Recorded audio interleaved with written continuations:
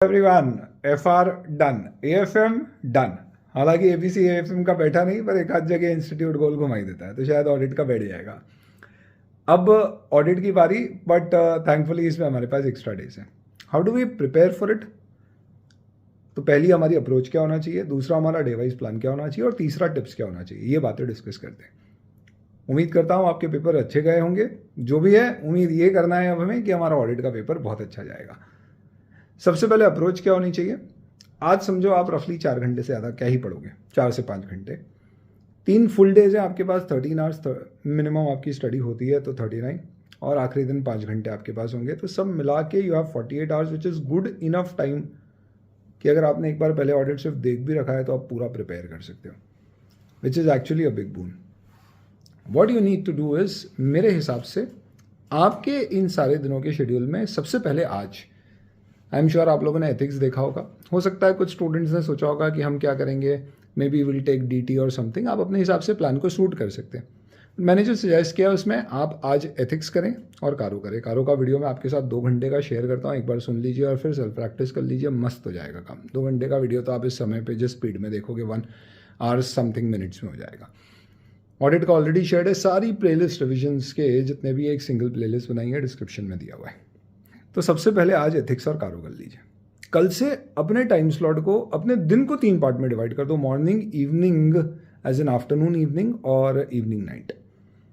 Morning में आप एक कैटेगरी, आफ्टरनून इवनिंग में थोड़े प्रोविजन बेस्ड, और लेट इवनिंग नाइट के अंतर्गत थ्योरी कर लीजिए, क्योंकि वहाँ पे प्रैक्टिकली स्पीकिंग आपकी एनर्जी लेवल्स इवनिंग टाइम पे ज़्यादा ही रहेगी।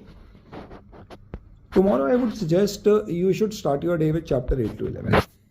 बढ़िया 8 to 11 नए चैप्टर्स हैं, जिसमें आपकी 800 to 4000 सीरीज़ है। पक्का क्वेश्चन आना ही आना है, और बेनिफिट इसके साथ ये है कि बढ़िया आपके पास रिविजन्स अवेलेबल है, प्रोविजंस हैं, एमसीक्यूज भी आ सकते हैं। एक तरह से अच्छे से पहली बार देख लोगे, एक शॉर्ट कवरेज हो जाएगी कि अपने 2 क्वेश्चन उससे आ रहे हैं, एक आध 2 एमसीक्यू आएंगे, कवर हो जाएगा। सेकेंड हाफ में ideally you should take up the provision based chapter. Provision based chapter में हमारे पास क्या है, we can take up 7, 13 and 18 number chapter.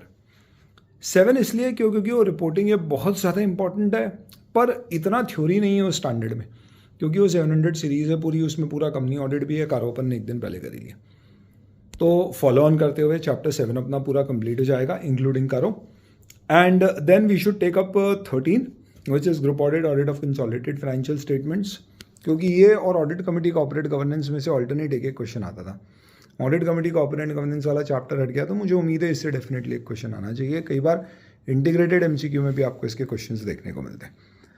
और फिर 18 मैंने इसलिए कहा है, वंस अगेन न्यू चैप्टर है एसडीजी वाला, ईएसजी एसडीजी प्रोविजन बेस्ड है, आप उसको कवर सकते हो। रिविजन वीडियो आपको बहुत मदद करेगा इसमें भी।